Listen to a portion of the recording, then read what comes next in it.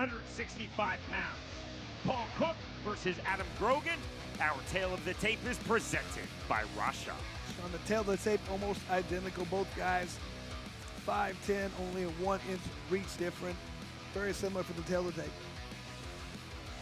And now, 5 2-minute rounds of the BKFC welterweight division. This fight presented by Rasha. Introducing first, the fighter on my right, fighting out of the red corner. He sits 5'10" tall, weighing in at 165.2 pounds. Tonight, he makes his BKFC debut, wearing the blue and the white, and fighting out of Blackburn, England. I give you Adam Grogan.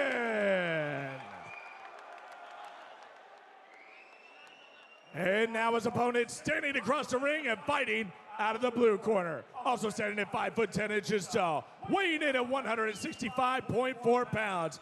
Tonight, he also makes his BKFC debut, fighting in the black trunks and fighting out of Hebburn, England. Please welcome Paul Cooke.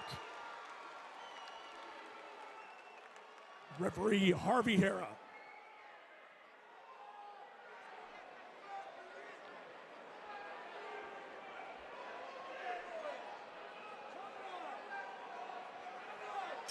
Round number 1. Black trunks for Paul Cooke. Blue and white trunks for Adam Grogan. Step in left hand from Grogan. From the half-tie plum, right hand from Paul Cooke, and down goes Adam Grogan. Fantastic use of that tie plum.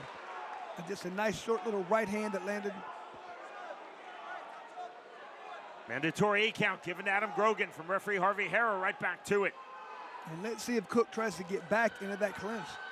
Half-tie plum again, snatched. Hard right hands from the half-tie plum from Paul Cooke. Cooke is just dominating the clinch. Grogan resetting on the outside. You see the diversionary up jab from Paul Cooke. Straight right hand entering on the 2 is Paul Cooke. Heavy once more in the clinch for Cooke. Grogan complaining to referee Harvey Hara he was punched in the back of his head. And acknowledged as such by Hara. Time called here in round number 1.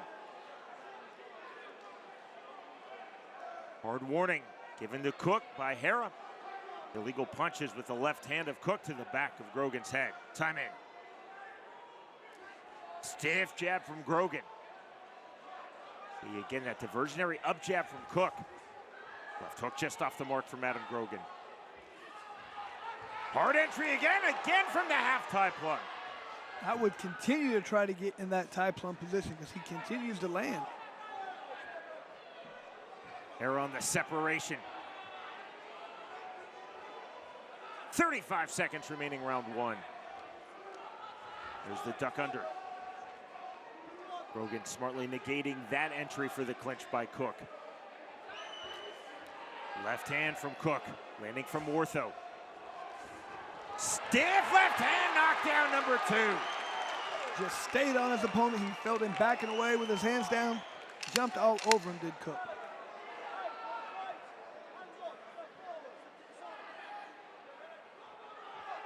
Full assessment from Harvey Hara. The bell, that is the end of round 1. Huge first round for Cooke. 2 knockdowns. Grogan really needs to step it up in these next few rounds. He cannot continue to let his opponent get that tie plum. And here's that first knockdown. Just landed clean.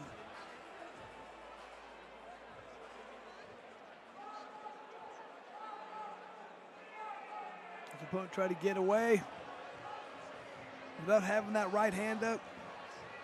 Cooke said not having it. Stayed on his opponent, stayed in his face, and landed a good little left shot. Outstanding round number 1 for Paul Cooke. Recording 2 knockdowns in the opening round of this welterweight fight versus Adam Grogan.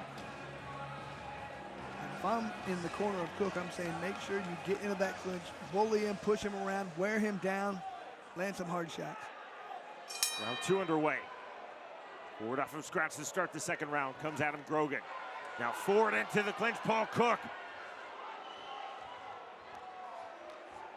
Short right hand again. Framing the separation from Hera. Heavy front shoulder now from Grogan. From southpaw. Downward 2 from ortho for Cooke, left hand. Cooke continues to be short, sharp, and heavy on the inside. Oh, I like what he's doing. Snap down. Soft warning from Harvey Hera. Ruled as a slip on the snap down from Paul Cooke. Duck under from Grogan. Adam Grogan trying to find his offense in this fight. Down twice in round number 1. Still very much in this fight. But right now, Paul Cooke, really heavy pressure forward and landing heavy continually on the inside. And as Grogan tries to back out with his hands down, Cooke's not having. He's continuing to put on pressure the entire time. Cooke staying active with that lead left hand. There's the right hand and the entry once more. Big right hand, left hand. Hurt him again. Jump all over him, Cooke. Short right hand once more from Paul Cooke. Driving pressure from Grogan as he takes the left hand to the head from Cooke. It's that clinch he's using once again to his benefit is Cooke. 30 seconds remaining round 2. Cooke's biggest punches are short, heavy punches. And if I'm Cooke, I'm not staying outside. I'm staying inside and doing damage easily. Duck under from Grogan. To the guillotine position, a bit of squeeze from Grogan. 10-second clack late here in round number 2. Entry on the leaping hook from Adam Grogan. Cooke tried to find the half-tie plum there. Left hand. We are through 2 rounds. Once again, just complete domination on the inside in the clinch for Cooke. I'm continuing to go there if I'm him. BKFC fighter Bartolomé Cruel in the corner of Adam Grogan.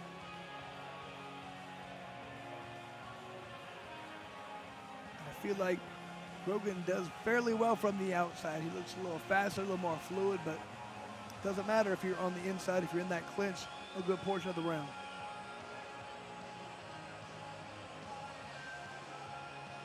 And once again, if I am in the corner of Cooke saying, do you have to get into that tie, half tie plum, land those hard shots, throw your guard around, wear him down, bully him. He's tiring out. You're going to land easier shots from now on.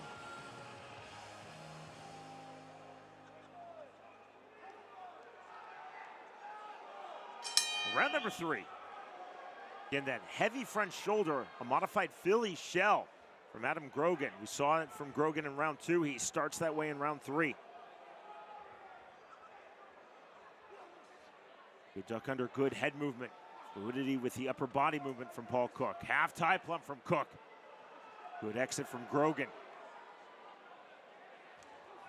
Left to the body from Grogan. Off the jab, counter right hand on the pull 2 from Cooke. Half tie plump from Grogan, couldn't fully find it.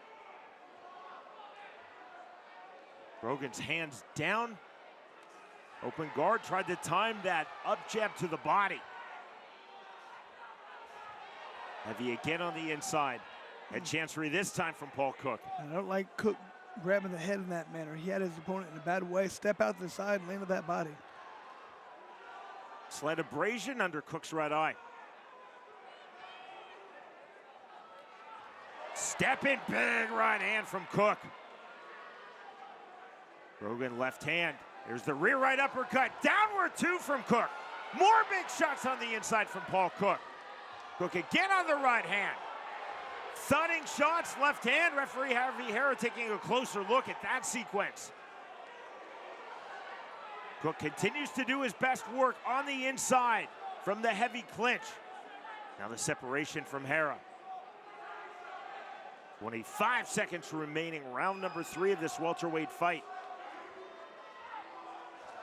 Right hand again, knockdown number 3. Nope, that is ruled as a slip by Hera.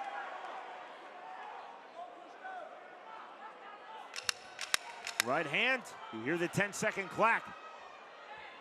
Underhook, half tie plum, left hand, straight right hand. More big right hands from Paul Cooke.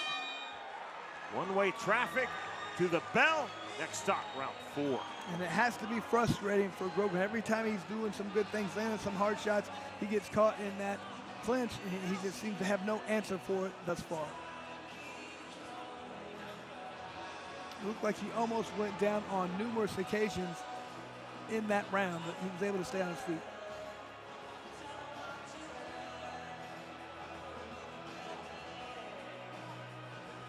And here's Cooke. It's a nice straight right hand that knocked his opponent backwards.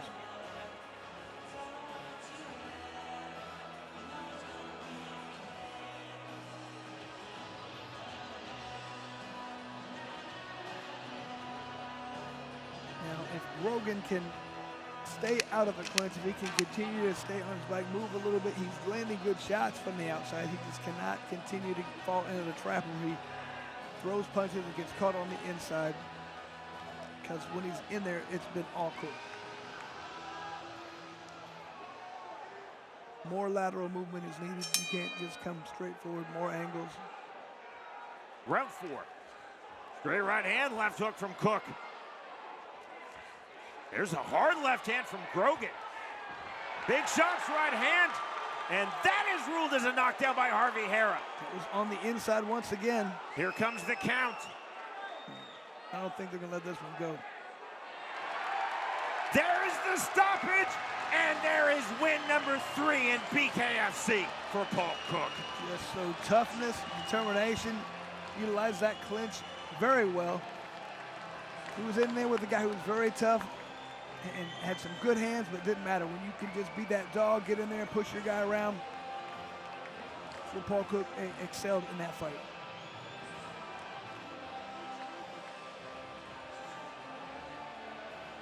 You can see his hard punches being thrown by both guys, but just a nice hard right hand from that.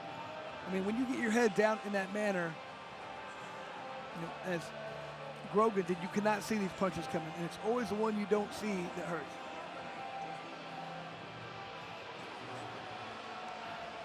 Paul Cooke twice knocking down Adam Grogan in round number 1. In round number 3, Cooke dropping Grogan again. Grogan beating the count of referee Harvey Hara, but then Hara on his assessment, feeling that Grogan could not safely continue in this fight. And Paul Cooke now 3-1 in bare-knuckle fighting championship. We always talk about when you get to the point where you cannot see your opponent, you need to get back out, jab your way out if you have to, get your eyes on him. When you can't see the punch coming, you're going to get hurt. Our strike stats presented by Bucked Up Energy Drink.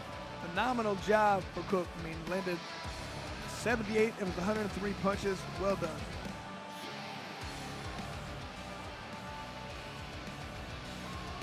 Most of those head strikes you can see.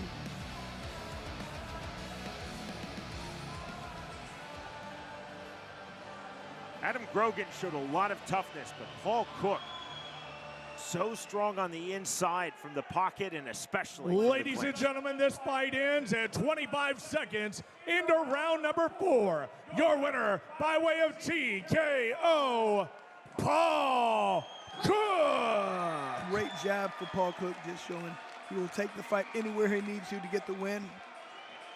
Found his advantage and utilized it. Paul Cooke consistently throughout this welterweight fight threw hard, short punches on the inside, power, accuracy, and speed. 2 knockdowns of Adam Grogan in round number 1, and the knockdown to the stoppage by referee Harvey Hara of Grogan in round 4. The winner by way of 4th round TKO, Paul Cooke defeats Adam Grogan.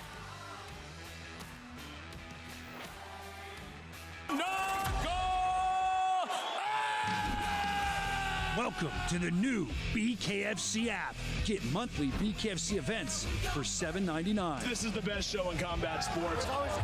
Enjoy our all-new library of content, including behind-the-scenes access, exclusive BKFC original series, and additional live bare-knuckle fights from around the globe. Knuckle up with the new BKFC app, only $7.99 per month. Saturday, December 13th, the world's most exciting combat sport returns to the UK. It's Bare Knuckle Fighting Championship.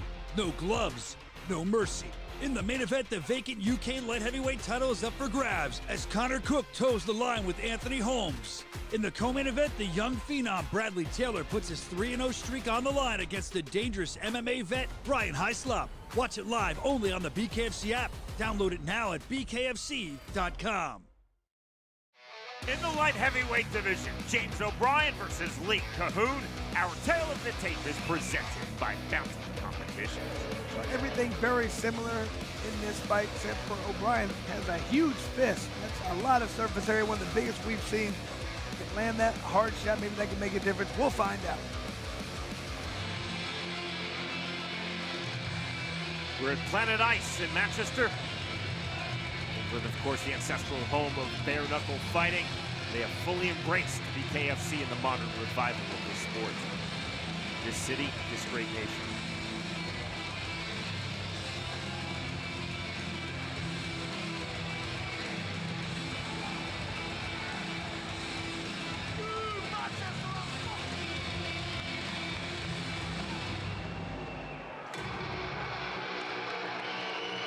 With the flag of his native Wales, the fighter from Wrexham, James O'Brien, now set for his bare-knuckle fighting championship debut.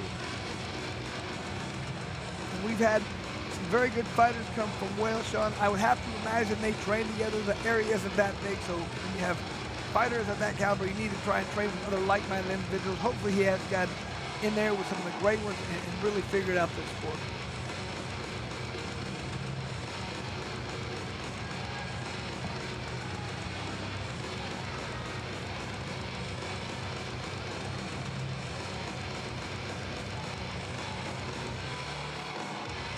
Look of pure focus and intensity on the face of the Welshman, James O'Brien. Being his debut, you definitely want to have that intensity and that focus. Solely just understanding what you have to accomplish, what you need to do in this fight. Be very technical. Hope he doesn't go in there and think, I'm going to trade punches. He thinks I'm going to go out there and do the art of fighting, hit, and move with it. Here's Andy Shepard.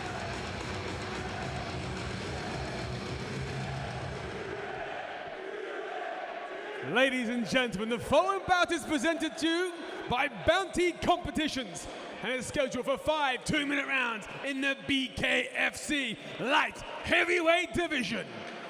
Introducing first, fighting out of the red corner. He wears the red and white and stands 6 feet 1 inches tall. He went in officially at 183.8 pounds. And his BKFC record is a perfect 1 victory and no defeats. He fights out of Stalybridge, England, Lee Da Boom COHOON. And his opponent fighting out of the blue corner. He wears the black and white and stands 6 feet 1 inches tall. He went in officially at 183.8 pounds. And tonight makes his BKFC debut. He fights out of Wrexham, Wales. This is James O'Brien. Referee in charge, Stefan Joachim.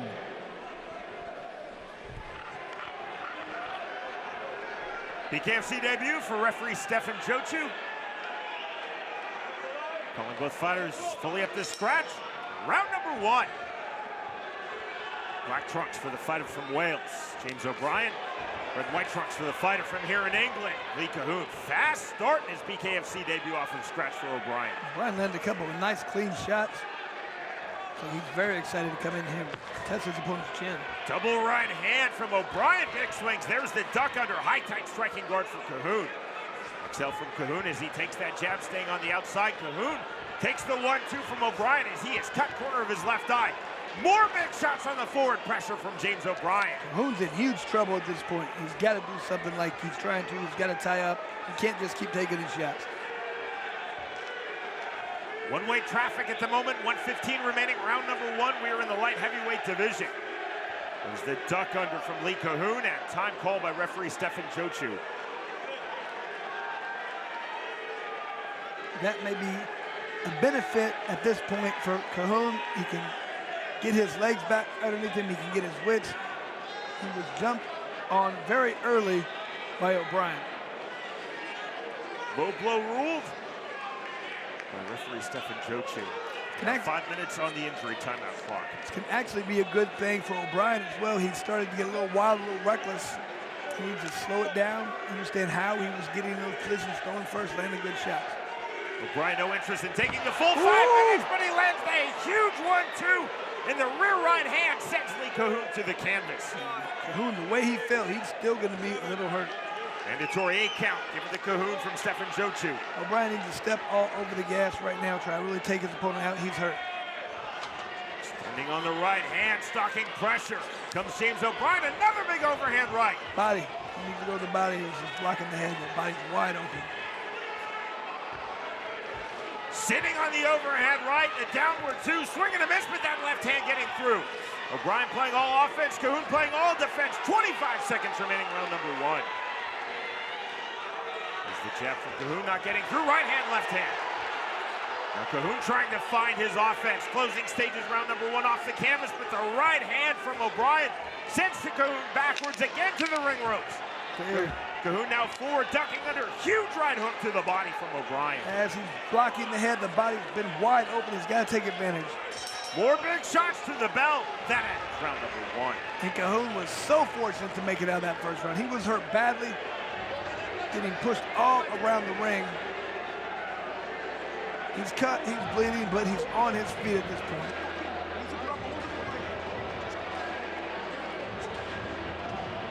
Look at this knockdown, just 2-punch combination, left hook, right hand. And Cahoon fell hard.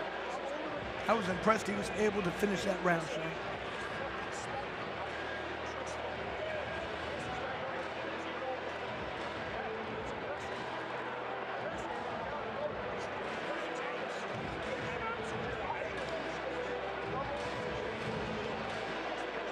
See the cut outside of Cahoon's left brow. Cahoon has got to try and get inside in this fight, try and slow the pace a little bit down. He's standing outside, he's getting caught with shots. Seconds out called, both fighters up to scratch. Round number 2. To the body from Cahoon. Up jab from Cahoon, not getting through. Brian continuing to sit on that big right hand. It was the right hand that sent Cahoon to the canvas in round number 1, but there's the left hand getting through from Cahoon. Cahoon to the body. Check left hook from O'Brien. You almost could have called that a knockdown. I feel like the ropes might have kept him up. Left hand getting through from Cahoon. Best sequence of the fight for Lee Cahoon. Left hand again from Lee Cahoon. O'Brien has to put his chin down. He's putting it straight up in the air. That's when you get knocked down. To the body, half tie punt. Straight right hand and rear and 1 knockdown apiece. Somebody's getting up off the canvas to win. Ooh, O'Brien looks finished. He's not getting up. The count continues from Stefan Jochu. It continues to 10, and the come from behind win for Lee Cahoon. So that was all one-way traffic in the first round, totally changed in the second. I wonder if it was that bare-knuckle experience that he had. He understood what he was getting into because he was hurt badly in that first round. Did a great job of maintaining, making it in the second. We talked about it. I was surprised he made it out. Next level of toughness, that's what it takes to be good at the BKFC. Cahoon showed it. He's in here to fight. Couple hard shots. It was that straight right down the pipe. I just talked about how O'Brien was putting his head up too high. His chin was not tucked down. When you get hit on the chin with a hit, when the head is up like that, you get hit in the chin, you're gonna go down. Great sportsmanship between O'Brien and Cahoon. And that stands truly as one of the best come-from-behind wins we have ever seen in BKFC. O'Brien knocking down Cahoon in round number 1. A huge rear right hand, but even more dramatically, more emphatically, Chris, it was one-way traffic throughout. Cahoon largely played defense. O'Brien largely played offense in round number 1. Lee Cahoon in round number 2, fast start off from scratch, found his range, found his punches, and found the second round finish. I feel like he knew he had to do something different. He couldn't stay out and trade with his opponent. He had to try and push the pace, push inside, and as he came forward with punches, he landed.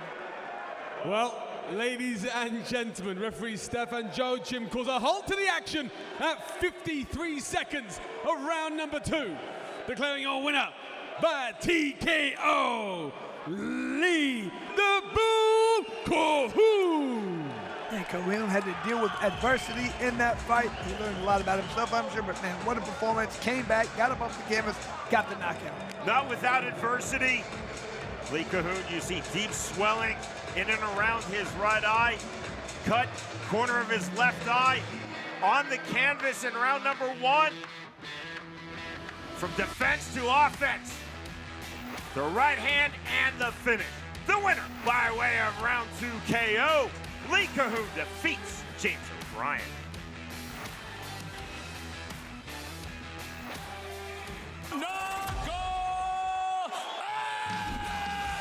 Welcome to the new BKFC app. Get monthly BKFC events for $7.99. This is the best show in combat sports. Enjoy our all-new library of content, including behind-the-scenes access, exclusive BKFC original series, and additional live bare-knuckle fights from around the globe. Knuckle up with the new BKFC app, only $7.99 per month. Saturday, December 13th, the world's most exciting combat sport returns to the UK. It's Bare-Knuckle Fighting Championship. No gloves, no mercy. In the main event, the vacant UK light heavyweight title is up for grabs as Conor Cooke toes the line with Anthony Holmes. In the co-main event, the young phenom Bradley Taylor puts his 3-0 streak on the line against the dangerous MMA vet Brian Hyslop. Watch it live only on the BKFC app. Download it now at bkfc.com. Feature fight time. In the light heavyweight division, Stevie Taylor versus Conor Cooke. The numbers presented by Rasha. Cooke with a 1-inch height advantage, but it's Taylor with that 3-inch reach advantage. Cooke's usually the guy with the taller length. Let's see if he knows how to deal with not being the guy with the longer reach.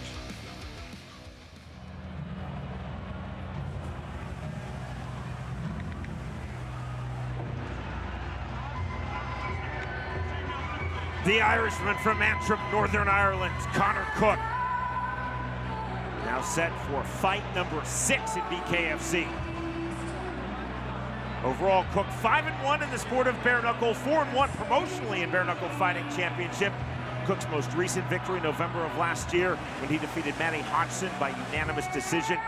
Cooke also 3-0 in pro boxing and the veteran of 13 pro MMA bouts.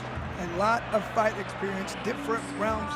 He said boxing, MMA, bare-knuckle, 5-1 as a bare-knuckle fighter. A lot of experience. I feel like he's really getting better as he continues to grow in this sport. Understands range very well. Like I said, a little different this time. Usually he's the guy with the length and the reach advantage. Not the case here. So see if you can understand, reverse engineer what people have done against him, make it to where he can do that against his opponent.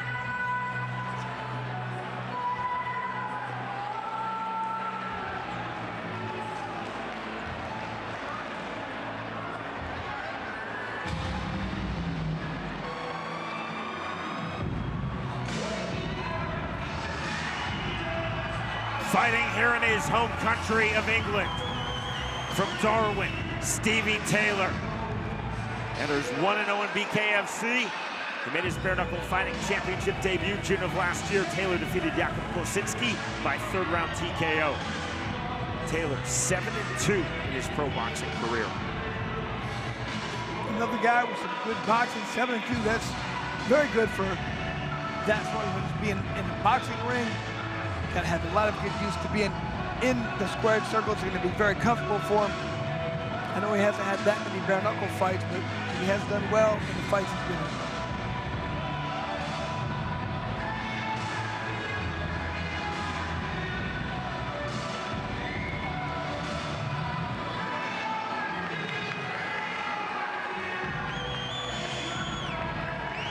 To get our feature fight of the evening started, we send it to Andy Shepard.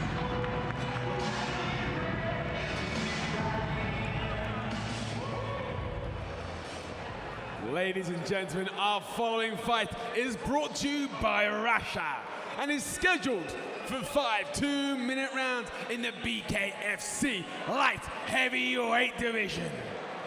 Introducing first, fighting out of the red corner.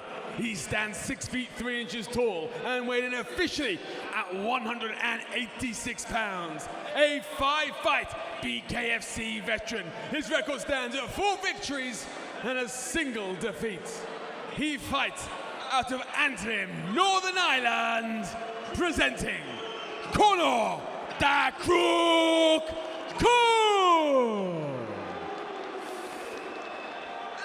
And his opponent fighting out of the blue corner. He stands 6 feet 2 inches tall and weighed in officially at 185.4 pounds. A former professional boxer, he was victorious in his BKFC debut. He fights out of Darwin, England. This is Stevie Taylor! Your referee in charge, Alan Jackson. Two very skillful, very technical strikers. The Englishman Stevie Taylor versus the Irishman from Northern Ireland, Conor Cooke. Round number 1. White and gold trunks for Taylor, white and green trunks for Cooke. Right hand to the body from Taylor. Taylor on the inside, there's the counter downward 2 from Cooke. Half-tie plug from Conor Cooke. Taylor to the body. Cooke trying to find the overhook. There's the separation from Alan Jackson. Right hand from Cooke. Right hand from Taylor, chest to chest. Driving pressure, again the separation from Jackson. Right hand. Cut to the body, landed by Stevie Taylor. Like Taylor really feels like he can come inside, land hard punches. I feel like he thinks his opponent's not gonna be able to take this. He's coming forward very aggressive. Cooke feigning with the right hand. There's the jab from Conor Cooke. Taylor long extended jab. And the naked 2. 2-1-2 from Stevie Taylor. Push away to get separation for Cooke. Entry on the right hand from Taylor. It's in the step of Conor Cooke from range. Jab to the body from the mid-range for Stevie Taylor. Cooke on the left hand. Counter right hand from Taylor. That one hurt Cooke. Smear of blood on the forehead of Stevie Taylor. Big left hand on the left hook from Conor Cooke. That one hurt staggered Taylor. Left hand, and there is the knockdown. That changed quickly. I felt like Cooke was getting hurt. All of a sudden, one punch changed it. The mandatory 8 count given to Stevie Taylor by Alan Jackson. There's the full assessment now of Taylor by Jackson. Taylor is still hurt. That's it. We might be done. We are. Conor Cooke continues to roll in BKFC. That was impressive because he was hurt for a second, Sean. He got hit, he got hurt, had to gain his wits, came back, landed a couple good shots. You knew after that, right at the very end, they had to watch Taylor because he was hurt. One punch, man, that was all it took it after he was hurt. A little bit slower, your wits aren't about you. You have to start grabbing, you have to hold, you have to get on your bike, anything, but if you start trading people, you're gonna get hurt. That's what happened. Conor Cooke now 5-1 in bare-knuckle fighting championship and establishing himself as one of the true elites on the BKFC roster at 185 pounds. I mean, Cooke took some pretty decent shots, and he doesn't look like he got hit at all. Face was fine. Taylor's face was starting to become bloody. Just a nice clean punch right at the end. And you could tell by the way Taylor felt that this fight was over. Here's the first one, just fantastic left hand. It landed, put Taylor down, but just with one hand. And that was the end. Also wrote a straight right hand. I mean, Taylor was just a step slow at that point. Just really couldn't defend himself.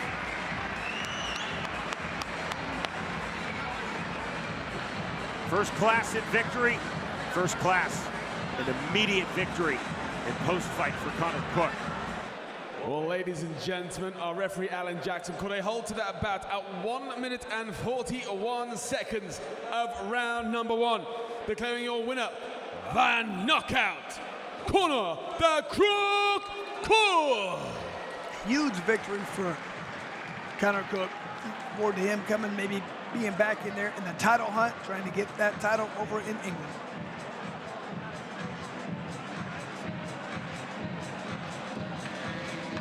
Conor Cooke, the knockdown of Stevie Taylor. Taylor off the canvas, and then Cooke with the knockout of Stevie Taylor. The winner by way of round 1 KO, Conor Cooke defeats Stevie Taylor.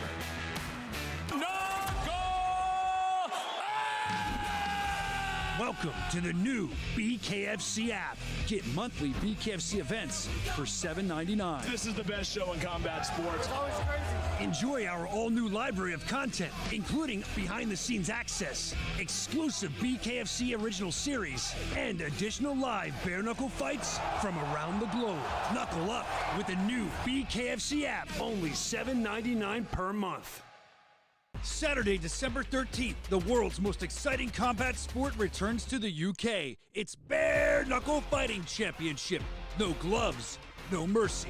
In the main event, the vacant UK light heavyweight title is up for grabs as Conor Cooke toes the line with Anthony Holmes. In the co-main event, the young phenom Bradley Taylor puts his 3-0 streak on the line against the dangerous MMA vet Brian Hyslop. Watch it live only on the BKFC app. Download it now at bkfc.com. A really intriguing bout for you now at 185 pounds. Anthony Holmes versus Chaz Wasserman.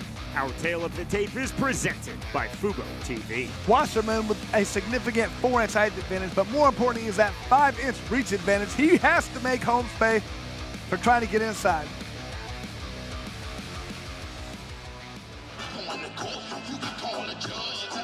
These are two very powerful, very technical, and very explosive light heavyweights. Chaz Wasserman versus Anthony Holmes.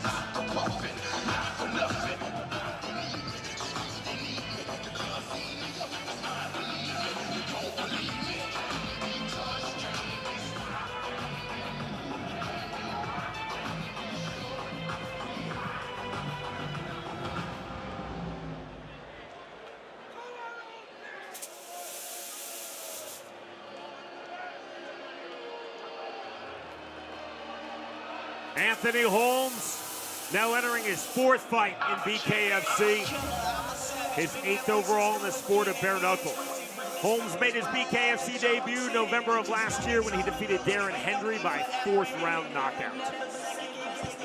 Holmes always puts on an entertaining fight, comes to bang. We've seen him fight multiple times, and man, this guy's a big, strong, powerful athlete. Always looking to land those big shots, trying to take people out.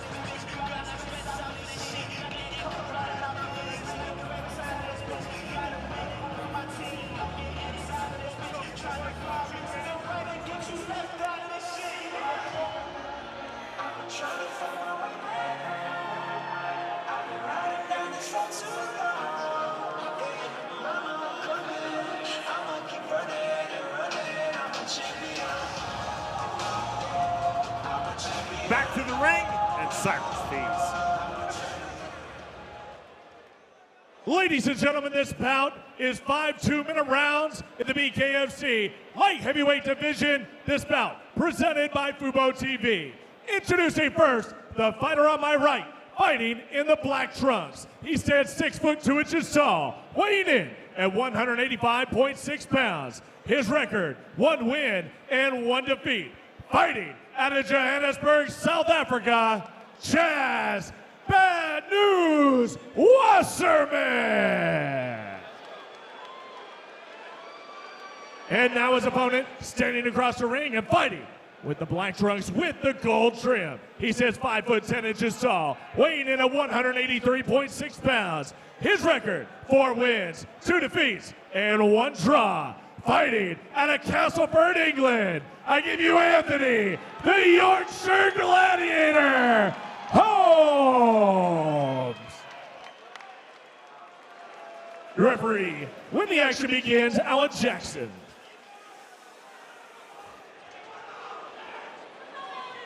A pivotal fight for both Anthony Holmes and Chaz Wasserman. BKFC stacked light heavyweight division.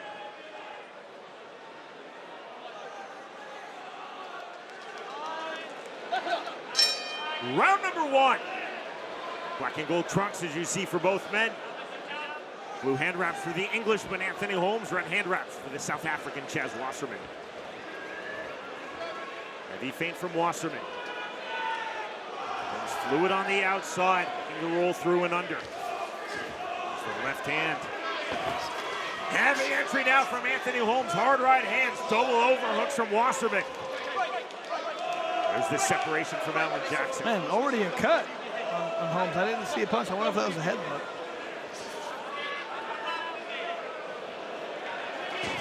Step in left hand, not there for Holmes. Again, both of these light heavyweights possess pure one-punch knockout power. Switch of stances for Holmes.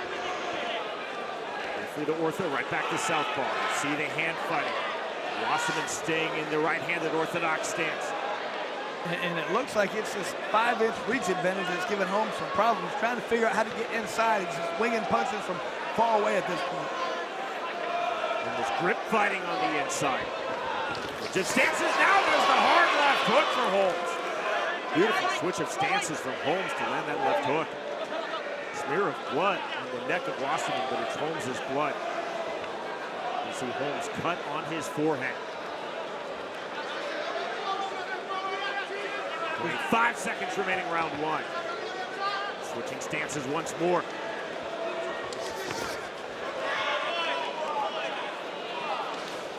Long jab from Wasserman.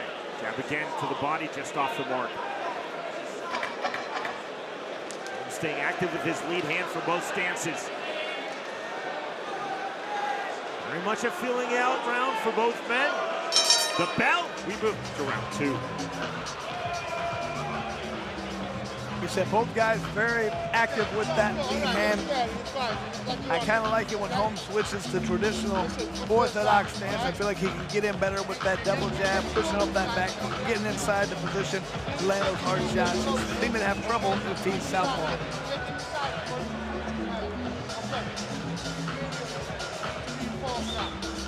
There was one of his good entries with that lead left hook. But Wasserman did a great job of tying up. That was where Holmes wants to be inside where he can land combinations. He can't do that when he's tied up. A little bit closer each round, okay? A little bit more work. Don't push it, I want to see some of it, okay? Good first round. Good first round.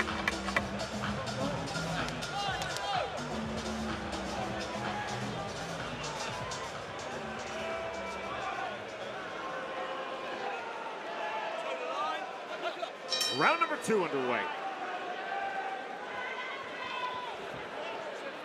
With a jab attempt for Anthony Holmes. A lot of head movement being thrown, but not many punches for either fighter. Switch of stances right back for Holmes. Wasserman staying in orthodox. And that's what I talked about earlier. When Holmes switches to orthodox, he's able to push off that back foot, get inside with that jab. You can see Holmes trying to catch and parry that lead left hand, the extended left hand of Chaz Wasserman. Again, almost grip fighting. Double left hand from Holmes. Wasserman swinging a miss. Holmes back to southpaw, back to ortho. It's when he's in ortho, I feel like he gets better offensively. He's able to come in, throw that left hook, throw the combinations, just like you see. Hard right hand, head chancery. Immediate separation from Alan Jackson. 55 seconds remaining, round two. Back left hook not there for Holmes. The idea was.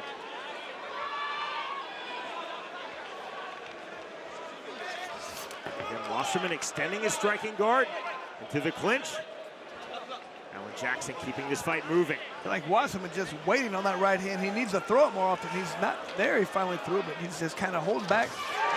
Big left in the right hand, and that drops Chaz Wasserman, and we are done! No. A two-punch finish, just like that. Game, set, match, Anthony Holmes. No need to count. The way he fell, he's still down.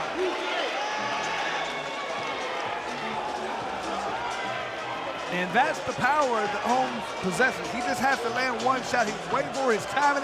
He was waiting for the right time. to explode and land it, and once he did, that's all she wrote. Continual patience, and then the explosion with massive power and timing for Anthony Holmes. Win number 2 in BKFC for Anthony Holmes. Like you said, not without adversity. He got cut probably 20 seconds into this fight. That not only deals with your vision sometimes, but psychologically you feel like, okay, I'm losing this fight, I have to do something different. He didn't panic, he didn't rush. That's that BKFC experience he has now. Waited for the right time, unloaded, exploded, and landed.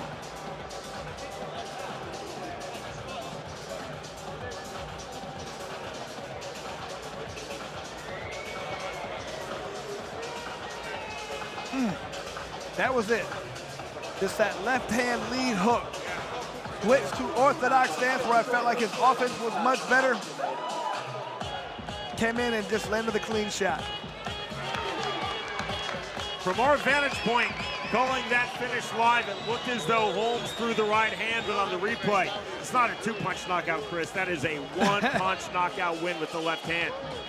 Holmes stepped in to throw the right hand, but he saw Wasserman falling. He knew that this fight was over and in his favor.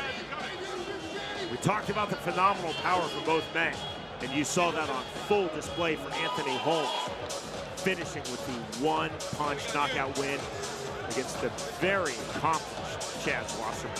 And Sean, when you throw that punch and when you land it, you feel it not only in your fist, it feels all the way up through your shoulder, and that's how you know it's a nice clean shot. No need to throw another one.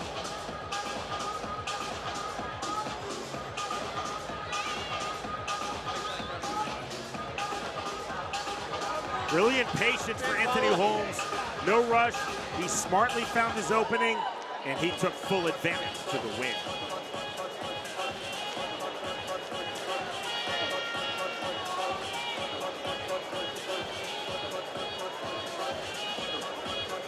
Ladies and gentlemen, referee Alan Jackson stops the fight. 1 minute 33 seconds in round number 2.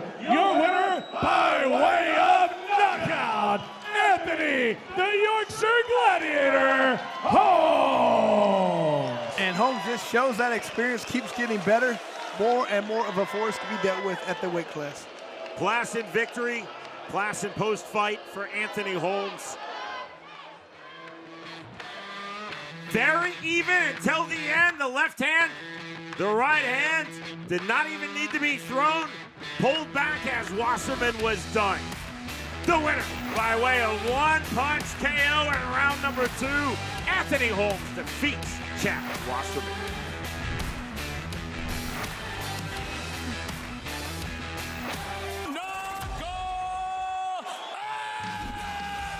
Welcome to the new BKFC app. Get monthly BKFC events for $7.99. This is the best show in combat sports. Enjoy our all-new library of content, including behind-the-scenes access, exclusive BKFC original series, and additional live bare-knuckle fights from around the globe. Knuckle up with the new BKFC app, only $7.99 per month. Saturday, December 13th, the world's most exciting combat sport returns to the UK. It's Bare-Knuckle Fighting Championship. No gloves, no mercy. In the main event, the vacant UK light heavyweight title is up for grabs as Conor Cooke toes the line with Anthony Holmes. In the co-main event, the young phenom Bradley Taylor puts his 3-0 streak on the line against the dangerous MMA vet Brian Hyslop. Watch it live only on the BKFC app. Download it now at bkfc.com. In the bantamweight division, Bradley Taylor versus Dan Muhammad. Our tale of the tape is presented by Bucked Up Energy Drink. And the thing that jumps out the page at you on this one with this Taylor tape, the 8-inch reach advantage. That is huge. Taylor wants to stay outside, land those shots. It's only a reach advantage. If you make it one, he has to make Muhammad pay every time he tries to get close.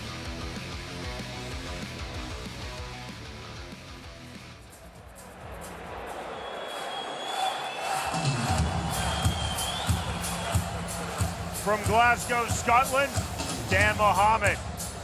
This is his promotional BKFC debut overall in the sport of bare-knuckle fighting.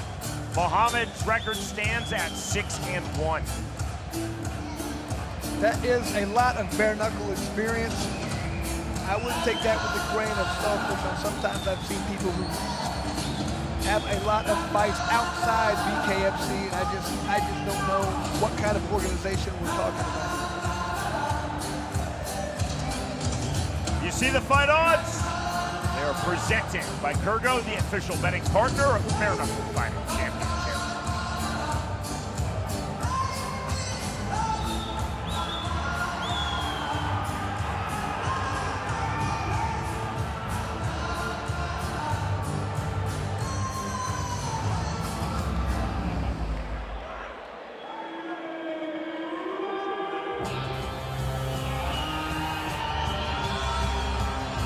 From Hartlepool, England, Bradley Taylor. Set for fight number 2 in BKFC. His debut came October of last year when he defeated Harry Kane by unanimous decision. BKFC experience, I know it's only one fight, but this fighting style is a little different in the squared circle. Let's see if that makes a difference.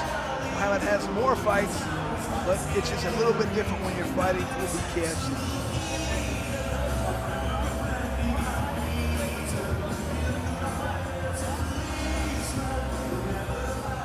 We send it back to Hush right here. Ladies and gentlemen, now it's time for our 4th bout of the evening, presented by Bucked Up Energy Drink in the BKFC Bantamweight division.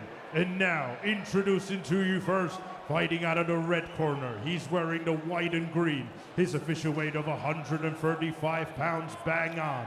Hailing from Glasgow, Scotland, United Kingdom, Dan Mohammed. And his opponent across the ring, fighting out of the blue corner. He's wearing the gray and yellow. His official weight of 135.6 pounds. He is hailing from Hartlepool, England, United Kingdom. Introducing Bradley Taylor. Your referee in charge is Harvey Hara.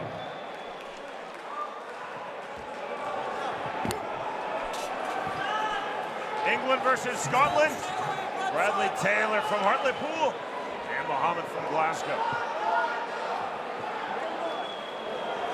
The fight is towing the line. Round number 1. Fast start off and scratch for Bradley Taylor. He's in the gray trunks and he drops Dan Mohammed, who's in the white trunks. That didn't take long. Mohammed now taking the mandatory 8 from referee Harvey Hara. Taylor back to the inside. From the half-tie plum, heavy turn, huge right hand. Tipping his head and swinging his Dan Mohammed. Right hand knockdown number 2. Ruled as a slip by Harvey Hara. But the smear of blood across the face of Dan Mohammed. Face is a wreck already. So this was ruled a slip and now a medical timeout off of the slip called by referee Harvey Hara. Hopefully that's below the eye. The clearance from the ringside physician, this fight will resume.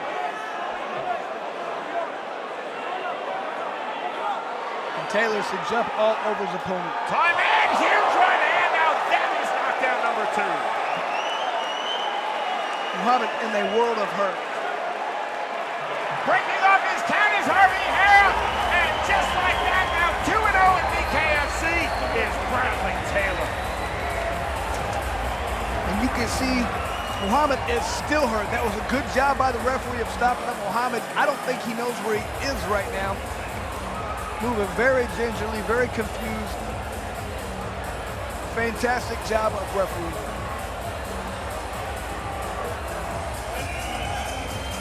Cool as you like on that first round victory was a 24-year-old from England, Bradley Taylor.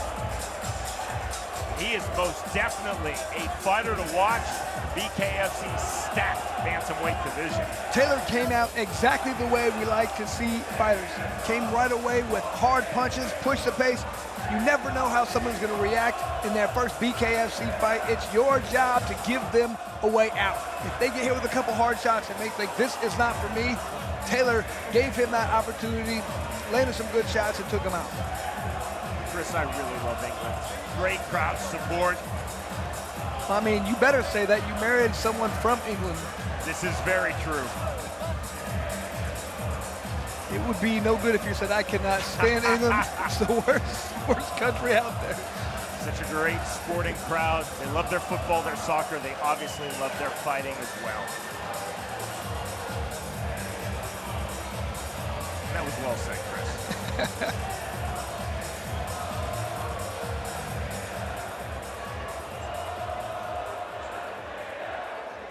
Ladies and gentlemen, the official time, 43 seconds of round number 1. Your winner by TKO, Bradley Taylor. Absolutely loved what we saw from Taylor. He came right away, pushed that pace, tried to land hard shots. That's what BKFC is all about. Blood on the chest of the victor, Bradley Taylor, but it's the blood of his now defeated opponent, Dan Muhammad. Rapid fire start off of scratch for Bradley Taylor. A knockdown, and then the finish. 2 knockdowns, and now 2-0 in BKFC is Bradley Taylor. The winner by way of first round TKO, Bradley Taylor defeats Dan Muhammad.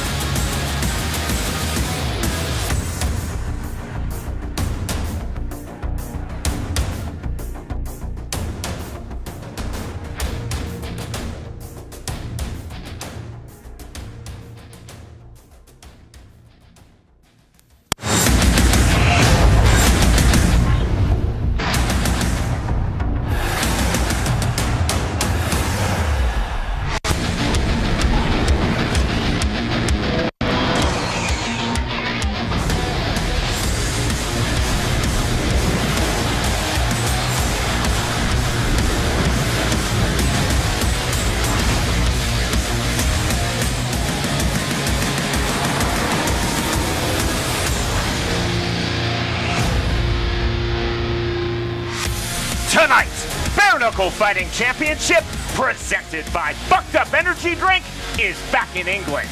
Coming to you from the East Midlands, it's BKFC Fight Night Derby, and we will open with 3 preliminary bouts. Then on to the 8-fight main card. Tonight's co-main event, set for the bantamweight division, Bradley Taylor versus Brian Hyslop. And our main event, for the currently vacant BKFC UK light heavyweight title, Conor Cooke versus Anthony Holmes. Hey everyone, with Chris Lights Out Lytle, I'm Sean Wheelock. Tonight is our 32nd of 33 BKFC events this year, and Chris, it is our debut here in Derby, England. Yeah, we have a lot of great fighters in England, but it's all of UK. We have great fighters from the Welsh are coming in, they're doing their thing. We have the Scottish, they're really making their presence felt. Ireland, this is a great fight area. As we conclude 2025, we're already looking ahead to next year. Knuckle Mania 6 is set. Saturday, February 7th, that is the day before the Super Bowl. We are back in Philadelphia at Xfinity Mobile Arena. Sean, last year, one of the most exciting fights I've ever been part of. Almost 18,000 people there. The atmosphere was electric, and I guarantee you the word is out, it's going to be the same this year. And coming in January 2027, it's BKFC, as we combine a live bare-knuckle fighting championship event with a cruise to the Bahamas. Sean, a fight on open water. I don't even think there's any laws out there. What's going to happen? Who knows? It's going to be crazy. Our main event tonight here in Derby, England, the fight for the currently vacant BKFC UK 185-pound championship, Conor Cooke versus Anthony Holmes. Absolutely love this fight, Sean. Both these guys, fantastic, doing great. Cooke used that range very well, very powerful when he punches. Holmes used that in and out motion. Was able to get inside, land those power shots. He's been difficult to deal with. This should be an amazing fight. Tonight's fight odds are presented by BetBKFC.com. Looks like there's a lot of money to be made. The thing that I like Michael at -200. I think he has a great chance of winning. Alp Nicotine Pouches presents the unified rules of bare-knuckle fighting, which are being administered this evening by the ISKA. Punching in the active clinch is allowed. All kicks, knees, and elbows are illegal, as are all takedowns and submissions. We open tonight with a bout in the lightweight division. Luke Steele versus Will Smith. Our tale of the tape is presented by Fucked Up Energy Drink. Both guys pretty big for this weight class, Sean. 6 foot to 6'1", both 74-inch reach.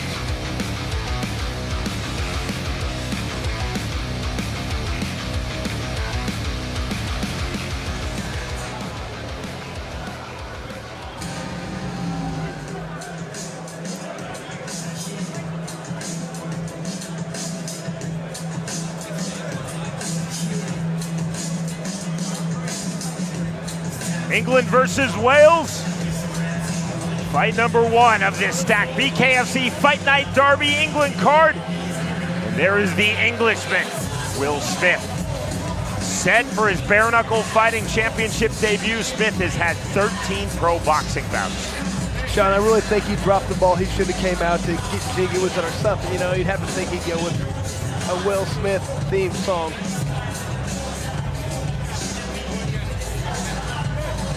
"13 pro boxing matches." That means he should be no stranger to this walk, understands what it means, what it takes. The mental preparation is always a big part. Should have that down pat.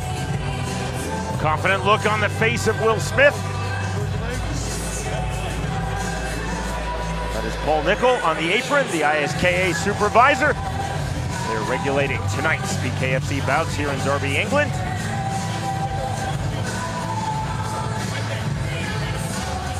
Greasing now in the technical zone of Will Smith before he enters the ring.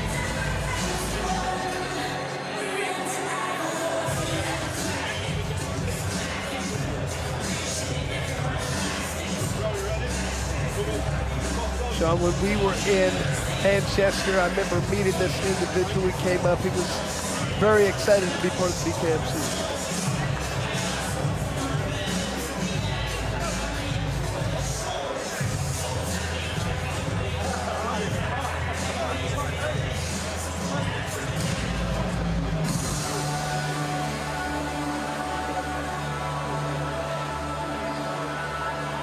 from Wales, Luke Steele, set for his BKFC debut. Steele overall in the sport of bare knuckle across all promotions, 8 victories, just 2 defeats. Wow, that is a lot of bare knuckle experience. 8 to 10 fights. And that is one thing we've talked about many times, Sean. It is fantastic to see 2 different organizations throughout the world coming, starting bare knuckle organizations, getting a lot of people a lot of experience, and eventually they can come make it to here, which I like to consider the Super Bowl of bare knuckle.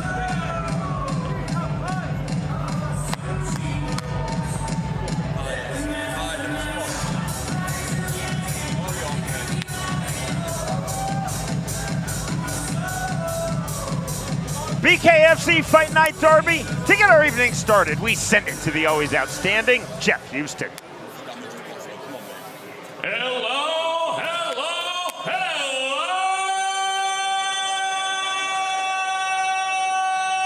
Derby!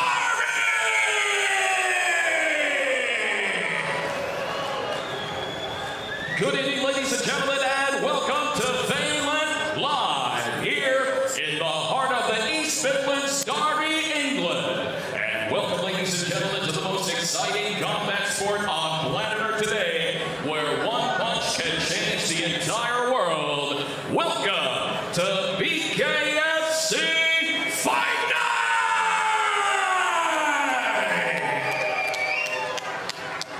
We are set for our opening fight of the night, scheduled for 5 2-minute rounds in the lightweight division, presented to you by Bucked Up Energy Drink. Get bucked up. Introducing you first, fighting out the red corner, tonight he wears white. He stands 6 feet 1 inch tall. His official weight, 151.4 pounds. Tonight, he makes his BKFC debut, fighting out of London, England.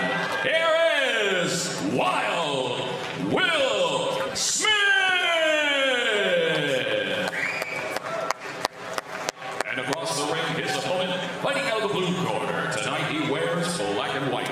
He stands an even 6 feet tall. His official weight, 154.6 pounds. His overall bare knuckle fighting record stands at 8 victories opposite 2 defeats. And tonight he makes his official BKFC debut, fighting out of Carmarthen, Wales. Here is Luke, the Soul Snatcher, Steele!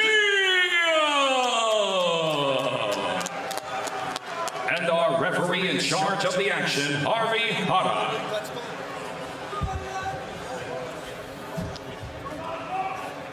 Both fighters up to scratch. You see the sportsmanship.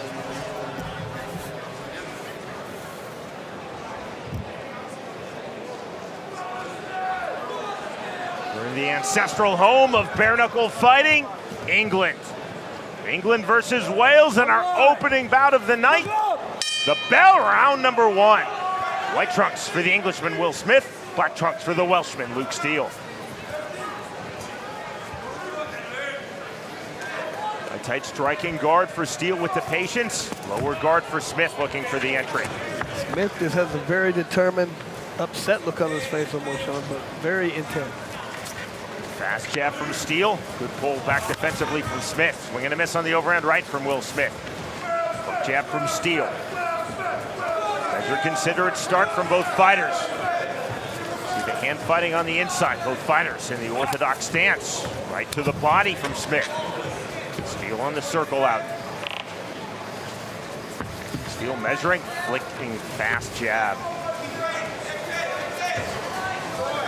Mid-range comes Will Smith. You see Will Smith really looking to land that right hand, trying to come in with his power shot. Overhand right, not there from Steele. There's the jab getting through from the Welshman, Luke Steele, into the clinch. First clinch of the fight. Separation from Harvey Hara, right back to it. Steele continuing to pump his jab. Smith again looking to the body with the naked 2. Steele staying long. Off of his back foot on the jab. There's the entry into the clinch again from Will Smith. But Will Smith, when he's getting into the entry, he's just tying up. He's not utilizing the clinch, trying to create any openings, just looking to wrap. Both fighters are actually. 25 seconds remaining, round number 1. We're at 155 pounds. But I do like the right hand to the body that Will Smith is throwing. Power shot. Up and down on the deep crouch from Smith. The jab again from Luke Steele. Smith right back to the mid-range. Right to the body. That was clever from Smith. That's been the best punch so far for Smith, is that right hand to the body, sometimes straight, sometimes looping, but man. Again, the right to the body from Smith just before the bell did end. Round number 1. It definitely looked like the power punching advantage goes to Will Smith. Throwing that straight right to the body, the hook to the body. He seems to be throwing much harder. And if you're in Steele's corner, you need to start using that speed. He has that good jab. Make sure every time Smith tries to step forward to land that body punch, you're punching right in the face, moving him backwards if you can. You cannot let him continue to come forward and dictate when this fight happens, where it happens. He comes forward with that right hand, he's gonna land it. He's gonna do some damage. Where can that clinch as well? Where can that clinch? Where can that clinch until I break you up? Seconds out called. Both fighters headed back to scratch. Towing the line, 3 feet apart. Okay, toe the line. Knuckle up. Call of knuckle up from referee Harvey Hara, round number 2. Immediate forward pressure to start the second round from Will Smith. And it just looks like Smith really has no respect for the punching power of Steele. Smith continually looking to land that right hand to the body. There's a left hook to the head, and down to the canvas goes Luke Steele. Steele looks very hurt. Nah, he doesn't want anymore. No mas. That's it. This fight is over, and victory in his BKFC debut for Will Smith. And you could just tell the entire fight he had complete belief in his power. He didn't respect his opponent's punching power. And there's a good reason why he came in. He landed hard punches, got the knockout. His opponent could really not offer much of a defense against that. Harvey Hara breaking off his count at 6, feeling that Luke Steele was not going to attempt to get off of the canvas. And that is a quality win for Will Smith. And we talked about Steele having 10 bare-knuckle fights in the past 8-2. That's a phenomenal record. This was not his night. Sometimes matchups and styles make fights. I mean, Will Smith coming in with those powerful shots. That's real class in victory for Will Smith. You see, really 2 contusions, along with the abrasion outside of the corner of Luke Steele's right eye. Smith very patient in round number 1, as was Luke Steele. Smith then immediately turning up the pressure to start round number 2, forward off of scratch. Landing in round 1 was Smith to the body with the right hand, finding body to head to the second round finish. And with those powerful shots that Will Smith was throwing, it was almost like somebody said something about his wife being bald. He just went off. That might be a different Will Smith. Okay, you're right. Sorry, I'm just confused. Perhaps you were looking for Chris Rock in our Derby, England crowd. That's Will Smith, not me. Ladies and gentlemen, our referee in charge of the action, Harvey Hara, steps in calling a stop to the fight at 26 seconds, round number 2. For your winner by KO Wild, Will Smith. Great victory for Will Smith. He knew what he had to do, go in and throw those power shots, land the power shots, set it up with those body shots, and then that's all it took. Good job for Will. Very patient, very methodical round number 1 from both Will Smith, the Englishman, and Luke Steele, the Welshman. And then Will Smith immediately turning up the pressure to start round number 2.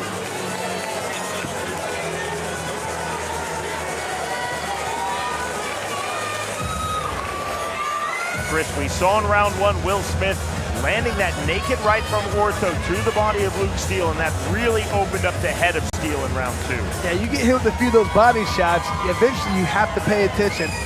You hit that so many times, you're gonna go down, so eventually you start not looking at the head, you start blocking the body, the head's gonna be wide open. Both fighters in this, their BKFC debut. The pressure turned up by Smith. In round number 2, the left hand to the head. That is the fight. The winner, by way of second round TKO, Will Smith defeats Luke Steele. February 7th, Xfinity Mobile Arena.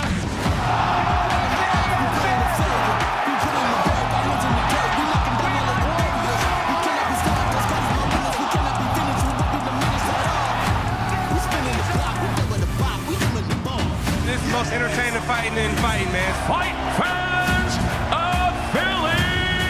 Knucklemania 6 in Philly. All the way live from Satellite 5 Pure Chaos today. It's another crazy jam-packed show. You never know what you're gonna get here. Going viral across the internet, I wanted to try it at least once. So when they slap that, it makes it extra red kind of thing. With all the different things we got going on, we're going all over the world. And I'll beat the out of him. I think it'd be 500. Fade the flag. We're here to break news, and I'll break necks if I have to.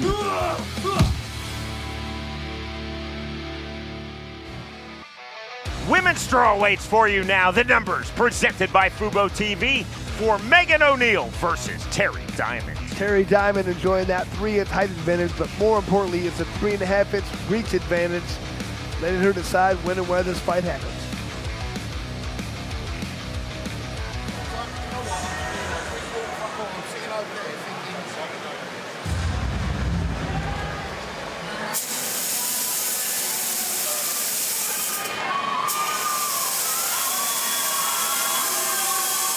From here in England, Terry Diamond set for fight number 1 in BKFC.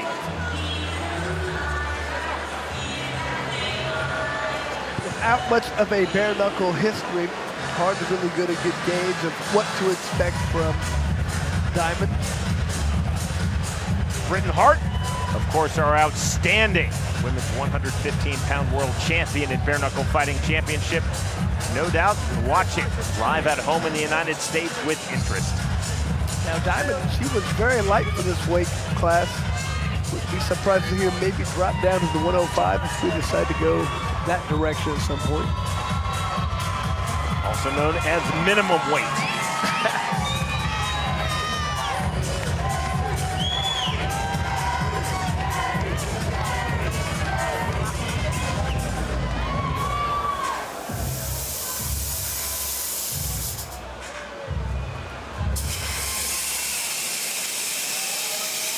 From Northern Ireland, Megan O'Neill set for her bare-knuckle fighting championship debut. One of our more interesting weigh-ins, I'd have to say. So, a viral moment across the world of social media. Megan O'Neill's weigh-in last night here in Derby, England. And let's see if she's here to be a fighter, or she's here to try and make a presence. I'd like to see if she comes to fight and she can bring some attention to herself. That's a fantastic thing. I always tell fighters nowadays, it's not just about fighting. You have to get eyeballs on you. You have to get people wanting to see you fight. However, you have to be able to fight as well. So we're going to see what she can do.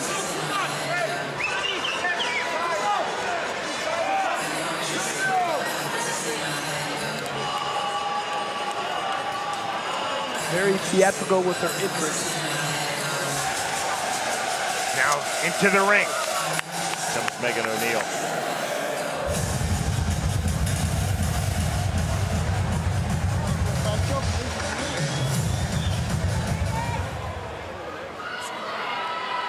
Fight fans of Derby, we are set for the next fight of the night, scheduled for 5 2-minute rounds in the women's strawweight division.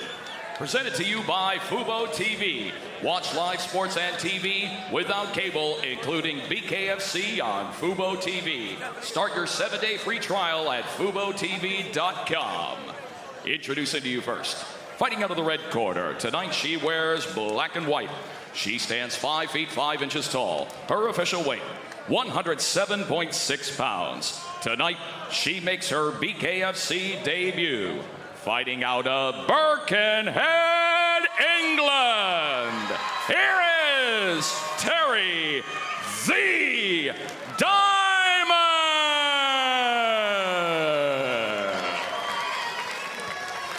And across the ring, her opponent, fighting out of the blue corner. Tonight, she wears black and pink. She stands 5 feet 2 inches tall. Her official weight, 109.6 pounds. She holds a pro boxing record of 1 victory opposite a single defeat, and tonight also makes her BKFC debut. Fighting out of Ballycastle, north of Ireland, here is Megan the Witch O'Neill. And our referee in charge of the action, Stephen Jochin.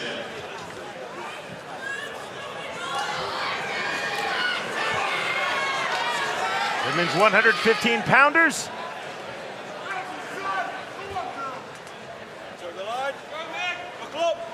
Round number 1. Immediately forward off of scratch in the black and pink from Northern Ireland, Megan O'Neill. White trunks now, leading forward in the clinch from England, Terry Diamond. With the right hand in the clinch, snatching the half-tie plum. There's the right uppercut. O'Neill targeting the body, targeting the head with the right hand is Terry Diamond. Now with the left hand goes Diamond. Big shots on the inside. Diamond just appears to be the stronger fighter at this point, manhandling O'Neill in the clinch. O'Neill cut on the bridge of her nose. 2 big overhand rights on the entry from Diamond. Now right hands to the body from O'Neill. Half-tie plum snatched by O'Neill. Separation from Stephen Jochin. Right back to it. See the smear of blood across the face of Megan O'Neill. 1:15 remaining, round number 1. Left hand, right hand. Jab getting through again. And O'Neill has got to tuck that chin down so he has her head straight up in the air as these exchanges happen. Big exhale from O'Neill. Right back into the clinch comes Terry Diamond. Heavy effective half-tie plum from O'Neill, but not throwing punches. That's the reason for the separation from Stephen Jochin. O'Neill is tired already. Could be a huge problem. Right hand getting through from Diamond. This has largely been a pocket fight and a clinch fight. See the half-tie plum held by Terry Diamond. Diamond, big right uppercut, more big right hands, now a left uppercut. Heavy shots to the inside, Stephen Jochin taking a really close look. And to the canvas goes Megan O'Neill. And that's exactly what O'Neill needed to do. She needed to take a knee. I'm able to stop that fight otherwise. No's continuing to believe that shit she wants anymore. No, ma, she's done. Shaking her head no is Megan O'Neill. And just like that, the win in her BKFC debut for Terry Diamond. And Terry Diamond just seemed to be the more physically strong fighter in this fight, and that was the difference. Manhandled her opponent in the clinch, pushed her around, landed harder shots. You can just see the difference as the punches were being landed. She totally reacted every time, did O'Neill. That was the quintessential inside fight. O'Neill was throwing volume to the body. Diamond was throwing volume and power to the head. Yeah, a lot of little punches were being thrown by O'Neill to the body. They were landing, but it just wasn't doing anything, no effect. I mean, Diamond just seemed like that didn't bother her at all. Was willing to take that as long as she could deliver her shots. And you can see the results. Megan O'Neill was definitely game. See the respect between these two fighters. O'Neill was throwing on the inside, but Diamond cutting O'Neill on the bridge of her nose, early stages of this fight, and then Diamond really throwing heavy with the right hand in the pocket, in the clinch throughout. Yeah, I mean, you could not say anything about the effort that O'Neill gave. Look, she came out there, she threw down, she tried to fight, but I mean, it was just, her opponent, Diamond, seemed too big and too strong at this point. And just like that, the fighter from England, Terry Diamond, has announced her arrival in BKFC's women's 115-pound division. You can see just the difference in power every time Diamond throws a punch. You can just see body shot. Lots of damage being done. Just physically stronger, moving her opponent, putting her where she wanted her to, throwing the uppercuts, the nose bleeding badly. Just look at that hip rotation. Putting power with every punch was Diamond. We go to Jeff Houston.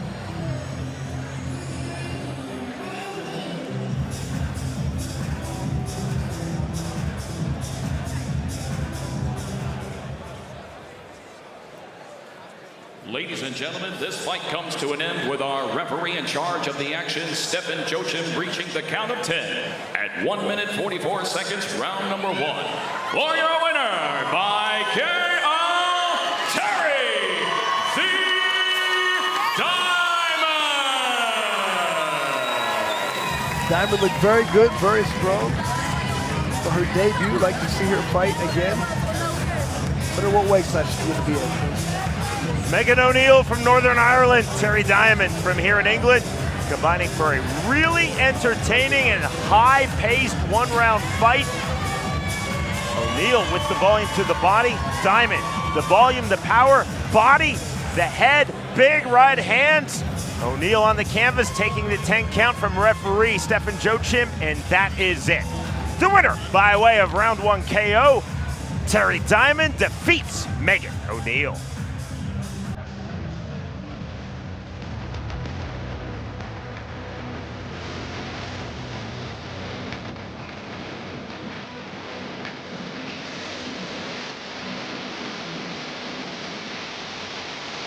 BKFC Fight Night Derby is presented by Bucked Up Energy Drink, Fubo TV, Russia,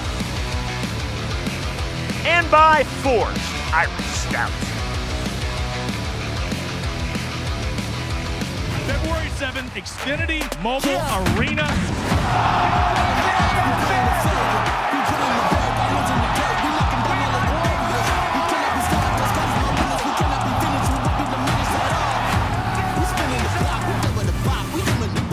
This is the most entertaining fighting in fighting, man. Fight fans of Philly! Knucklemania 6 in Philly. All the way live from Satellite 5, pure chaos today. It's another crazy jam-packed show. You never know what you're gonna get here. Going viral across the internet, I wanted to try it at least once. So when they slap that, it makes it extra red kind of thing. With all the different things we got going on, we're going all over the world. And I'll beat the out of him. I think it'd be 500. Fade the flag. We're here to break news, and I'll break necks if I have to.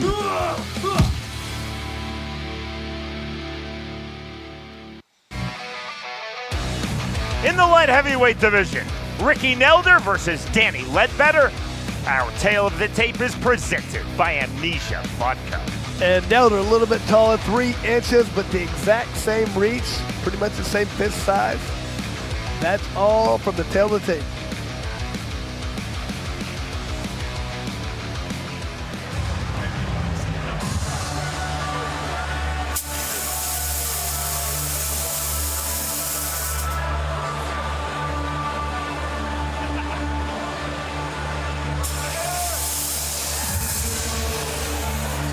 From England, Danny Ledbetter.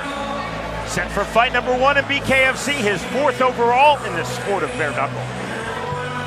So having a little bit of experience in bare knuckle definitely helps. It's his first time for us, but isn't his first time to make this walk. Chris, every single time we are here for these stacked BKFC cards in the ancestral home of bare knuckle fighting, the United Kingdom, we see fighters making their BKFC debuts, but they have bare knuckle experience. There is a thriving scene across all of the United Kingdom with house show bare knuckle. And that's what makes this fantastic. You have people coming in here, this isn't their first rodeo. They know what to expect. They're not coming in here unsure what it's like to get hit with the bare knuckle, so they usually have pretty good fights.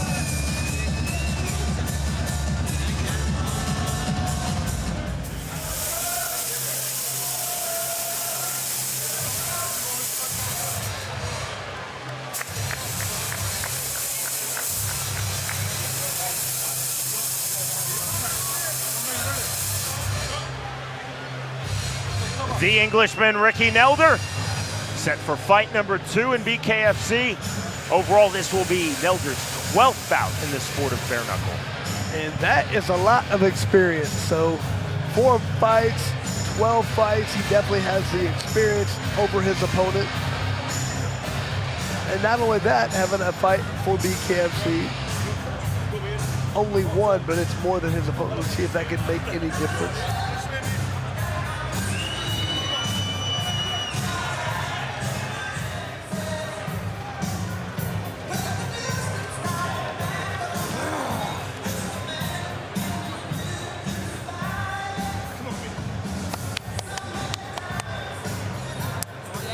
Again, Jeff Houston.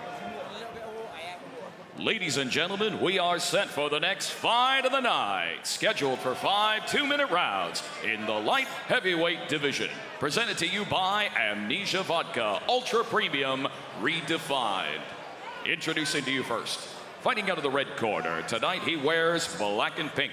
He stands 5 feet 8 inches tall. His official weight, an even 156 pounds. Tonight he toes the line, ready for bare knuckle fight number 3. Fighting out of Skelmersdale, England, here is Danny Ledbetter.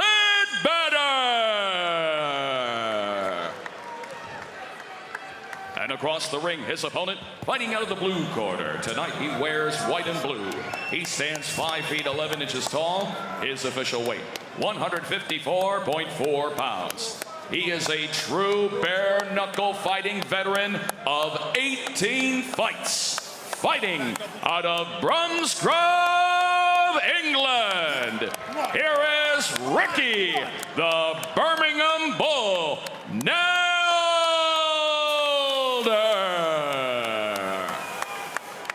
And our referee in charge of the action, Harvey Hara.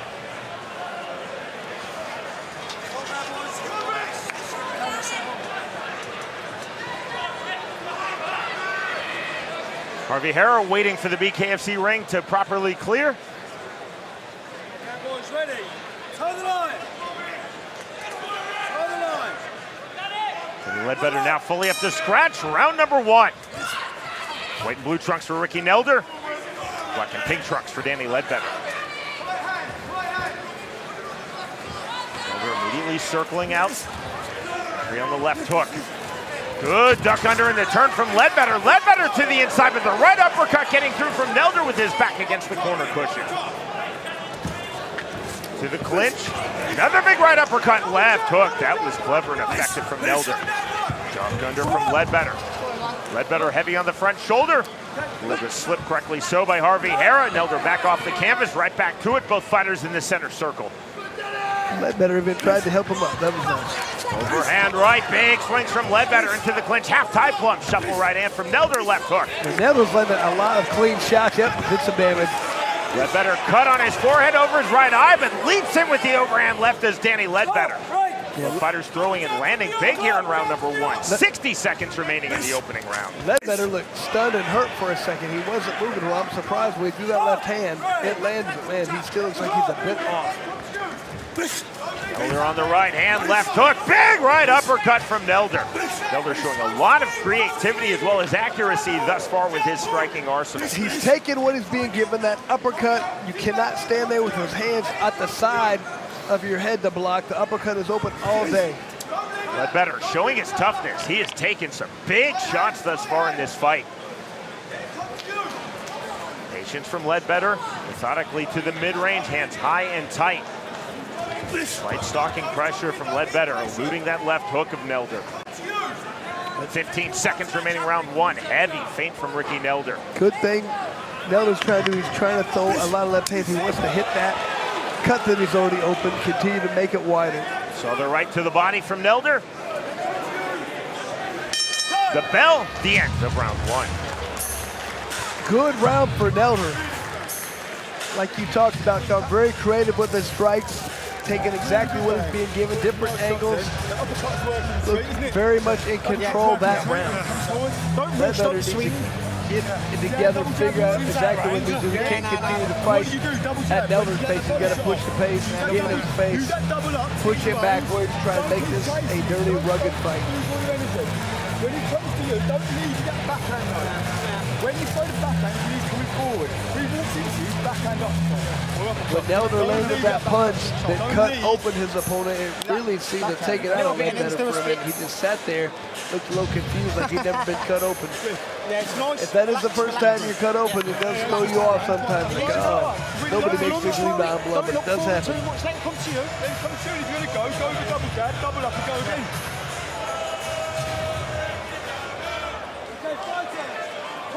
Here we go with round number 2. See the sportsmanship continue. Shuffle step from Ledbetter. Jab to the body. There's the duck under. Nelder trying to land the short right hook. And again from Ricky Nelder.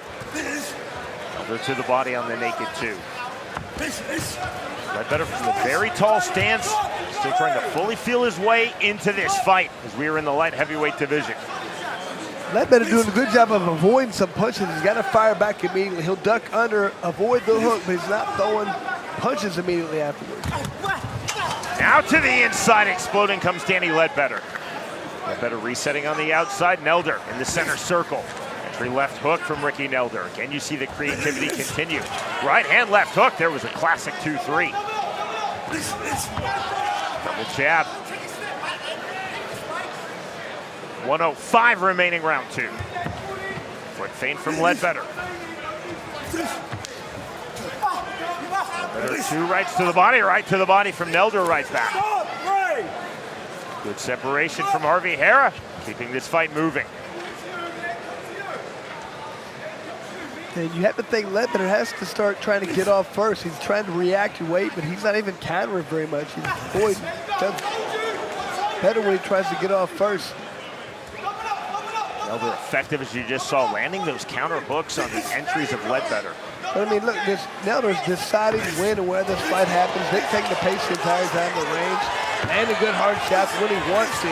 Left hook to the body from Nelder. I love the body work. Blood flowing freely on the forehead of Danny Ledbetter. Cut over his right eye in round one. And that's really bothering Ledbetter. And every time he starts getting hit, he just covers up, leaving the body wide open. Final seconds, round number two. Step in jab from Ricky Nelder. Next stop, round three. And once again, Ledbetter cannot let his opponent dictate when and where this fight happens, which he's been doing thus far. Coming up tonight from here in Derby, England, it is our main event. To the winner goes the currently vacant BKFC UK light heavyweight title. Conor Cooke from Northern Ireland versus Anthony Holmes from England.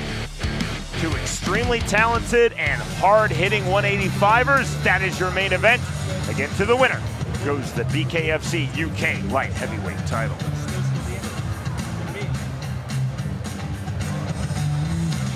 Back to Ledbetter, he's got to do something different as far as deciding when and where this fight happens. He's reacted the entire time. And that works if you're countering beautifully.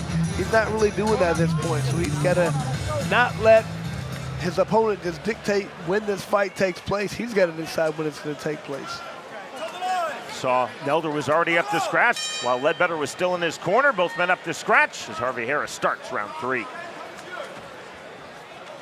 Nelder through the opening two rounds, Chris, has been very effective doing that, staying on the outside and exploding in.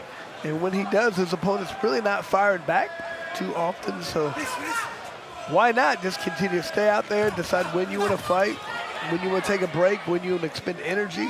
You don't get tired when you fight in that manner. Nelder trying to land the hook jab. Good defense from Ledbetter. Ledbetter back against the ropes to the center circle.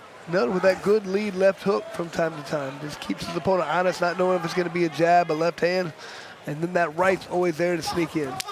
Right hand, right uppercut to the body, right hook to the body, and reply from Nelder into the clinch. Overhook, double overs held by Nelder. That's the separation from Harvey Hara. But feint again from Ricky Nelder. 65 seconds remaining round three. Hard right to the body from Nelder. Right hand again over the head. Harvey Hara doing a really nice job keeping this fight flowing. Doing a really nice job of dictating the tempo and the range thus far, Ricky Nelder. All the way out, all the way in explosively, and then back all the way out. And you see the smart tie-up by Nelder once the space. Again, the double overhooks for the separation. Left to the body. Same thing I said earlier. Every time they get in, Ledbetter puts his hands up over the head. It just leaves his body wide open. Higher, tighter striking guard for Ledbetter. That opens the body, and you see Nelder to the body, now to the head. Ledbetter with the right hand to the body. Overhook from Ricky Nelder. You can just see Nelder being a veteran, taking what is being given, dictating where the fight happens. That makes it where you can fight longer, not get tired. We are through 3 rounds. Hey, feel him? Come on, him. You're hitting him plenty, mate. You're imagining it. He landed lovely shots. Right, yeah? Good work. Good work. Breathe. Keep it as it is. Keep it as it is. How's you breathing in there? You're good? Not bad. I ain't doing much. You're doing plenty, mate. You're winning the round. You're landing good shots. Don't worry about doing loads of combos. You're landing big team shots. Keep landing them. The only thing you can do, yeah, when you land a big team shot, and it takes a step back, jump on him with that double jab and go again. That's your moment to go again. When there's that little break, and you land a good shot, and he steps back a couple, jump on him with that double jab and go again. Yeah, that's the time to go again, all right? You know when you're circling as well, just throw a fucking feint, get reaction, then double the jab, then after that, because what he's doing is waiting for the jab then. It comes to you a bit more as well, mate. Good instructions from the corner of Nelder.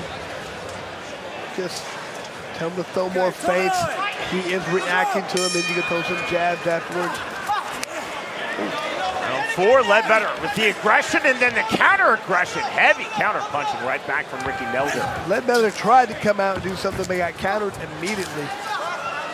But he knows, you can tell there's a little bit more of a sense of urgency at this point. I feel he knows he's down in this fight. Nelder has been clinical when he wants to exit the clinch with those heavy single and double overhooks.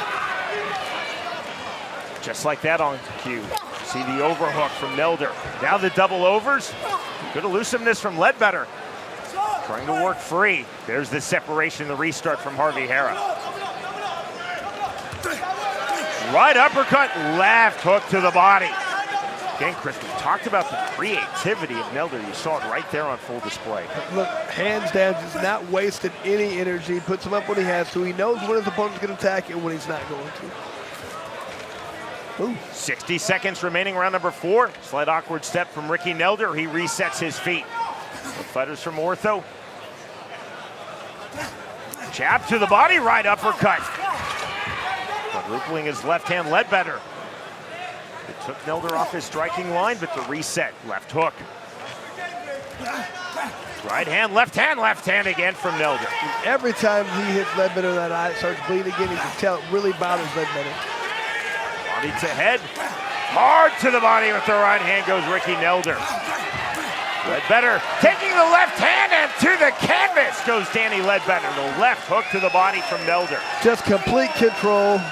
Ledbetter confused, doesn't know when and where it's coming from. I don't think he wants anymore. That's it. Breaking off his count is 7 is Harvey Hara. And win number 1 in BKFC with emphasis for Ricky Nelder. And so that was a clinical performance. Looks like that's exactly how you want to write it up. Did everything well. That looked phenomenal in this fight. So landed the good left hand that started this whole exchange. You could just see Ledbetter said, what is happening? I don't like this. And then he continued to go with the body, back upstairs. Now the left hand of the body. Those are beautiful, fantastic shots. If you can land with the body in this sport, you're going to do well.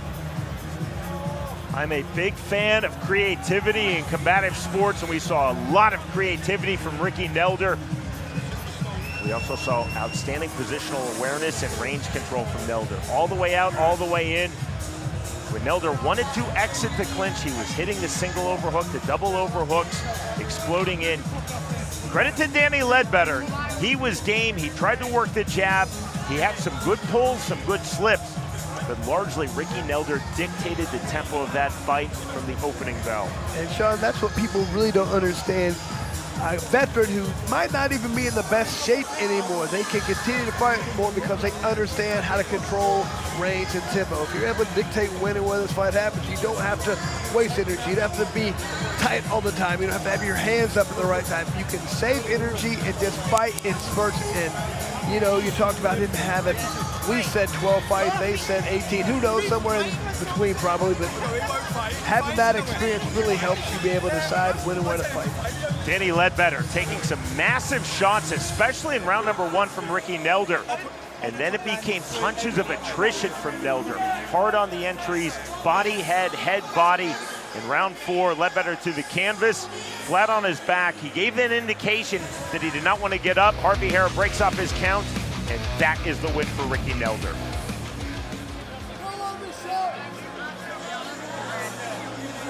Our strike stats presented by Bucked Up Energy Drink.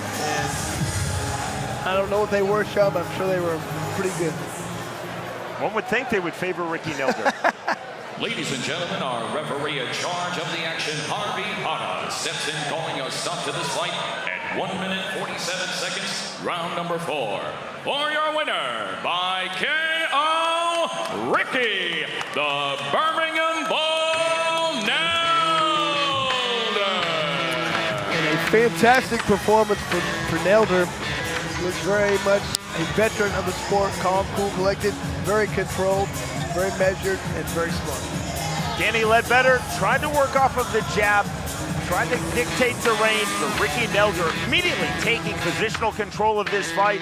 Outside, explosions inside, the creativity, the power, the precision throughout. The winner by way of 4th round TKO, Ricky Nelder defeats Danny Ledbetter.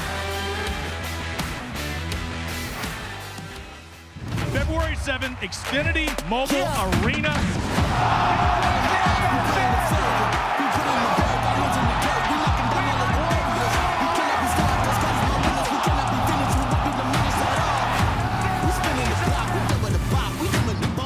This is the most entertaining fighting in fighting, man. Fight fans of Philly! Knuckle Mania 6 in Philly. All the way live from Satellite 5, pure chaos today. It's another crazy jam-packed show. You never know what you're going to get here. Going viral across the internet, I wanted to try it at least once. So when they slap that, it makes it extra red kind of thing. With all the different things we got going on, we're going all over the world. And I'll beat the out of him. He'll be 500. We're here to break news, and I'll break necks if I have to.